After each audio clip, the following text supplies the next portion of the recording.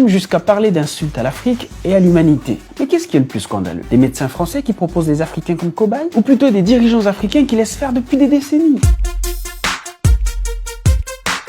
Déjà, avant de continuer, en Afrique, il y a bien des masques et la réanimation. Sauf que comme partout ailleurs actuellement, il n'y en a pas assez. Ensuite, en comparant avec l'Afrique, la France, le 2 avril 2020, enregistrait déjà plus de 60 000 cas, contre 6 000. Et les États-Unis, plus de 250 000. Soit 10, voire 20 fois plus exposés que les 54 pays africains réunis. Et donc, s'il fallait tester un vaccin quelque part, ne serait-ce pas plutôt en Europe et aux États-Unis? Face à la polémique, l'INSERM parle d'interprétation erronée. Il indique également que des tests du vaccin BCG étaient aussi en cours dans des pays européens et en Australie. Or, dans le même temps, l'INSERM et l'AFD ont lancé un programme commun qui vise à améliorer la veille sanitaire et la prise en charge des cas suspects dans 5 pays d'Afrique: le Burkina Faso, la Côte d'Ivoire, le Gabon, le Mali et le Sénégal. Selon l'AFD, il y a donc confusion entre les tests du vaccin BCG et le projet Afrocov. Mais s'il y a confusion, c'est parce que sur LCI, le directeur de recherche de l'INSERM sous-entend que l'un des projets n'exclut pas l'autre. Alors vous avez raison, et d'ailleurs on est en train de réfléchir en parallèle à une étude en Afrique justement pour faire ce même type d'approche avec le BCG, un placebo. De quelle réflexion parallèle parle le professeur Camille Loche? Car si les Africains se méfient, c'est parce qu'ils ont encore en mémoire le sida qui est lié au vaccin contre la polio entre 1957 et 1960 en RDC. C'est ce que l'essayiste sénégalais Sirissi explique avec ce qu'il appelle la géopolitique des médicaments. La recherche et le développement se passent essentiellement en Occident. La production ou la fabrication des médicaments se fait essentiellement en Asie, particulièrement en Chine et en Inde. Maintenant, l'Afrique est le marché de commercialisation et le marché d'expérimentation de la médecine. En 2005, le chercheur en santé publique Jean-Philippe Chipeau alertait déjà là-dessus. Attirés par la faiblesse des coûts et des contrôles, les laboratoires pharmaceutiques testent leurs produits en Afrique au mépris de la sécurité des patients. Face à la multiplication des accidents, certains essais ont dû être interrompus. Ce fut le cas notamment au Nigeria. Le laboratoire américain Pfizer teste le Trovan, un antibiotique destiné à lutter contre la méningite. 11 enfants sur 200 ont trouvé la mort et plusieurs autres ont gardé de graves séquelles cérébrales ou motrices. Mais qui autorise ces recherches et expérimentations? Ce sont nos pouvoirs publics, nos États. Maintenant, nos États et nos pouvoirs publics ne finançant pas la recherche, nos universités de plus en plus vont bénéficier des subventions des pays occidentaux pour pouvoir faire de la recherche. C'est le cas des 5 pays africains qui ont déjà autorisé le projet Afrocov. Ils vont bénéficier d'1,5 million d'euros de l'AFD pour appuyer leurs services hospitaliers. Mais cette aide est-elle gratuite? Pas vraiment. Car les pays doivent répondre à ce que l'on appelle la commande publique internationale. Ce sont des bailleurs de fonds qui vont vous exiger de faire de la recherche sur les sujets qui les intéressent particulièrement. Et cela dure depuis des décennies. Dans un article co-publié en 1999, 4 chercheurs français faisaient une étrange remarque.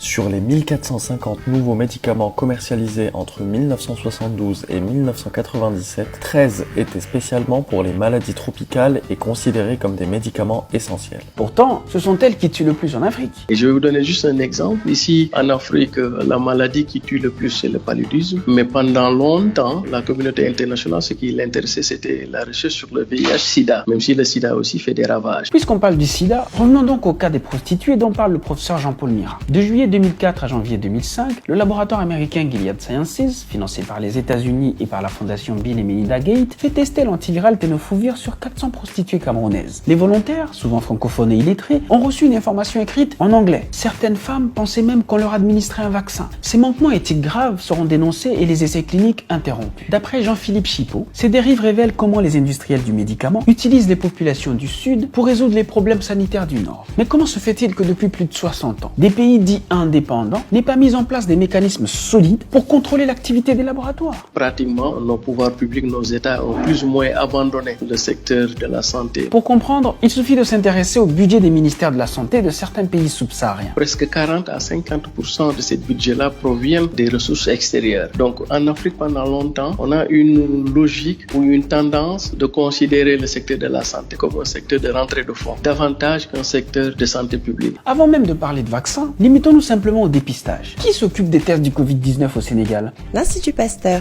Qui s'en occupe en Côte d'Ivoire, à Madagascar et au Cameroun? L'Institut Pasteur. Et qu'en est-il au Maroc, en Algérie et en Tunisie? L'Institut Pasteur. Et donc, pourquoi au lieu d'investir dans la recherche microbiologique, par exemple, 10 anciennes colonies françaises préfèrent encore confier cette tâche à l'Institut Pasteur, qui est un institut français? Nous pensons que le moment est venu de réhabiliter nos universités africaines pour pouvoir prendre en charge la question de la recherche. Mais il faudra faire aussi de la recherche en essayant d'intégrer la pharmacopée africaine par rapport à la médecine moderne. Cette pandémie ne serait-elle pas l'occasion pour l'Afrique d'apprendre une leçon vitale? Désormais, désormais, il faudra compter d'abord sur soi-même. Compter sur soi-même avant tout, compter sur soi-même après tout et compter sur soi-même par-dessus tout.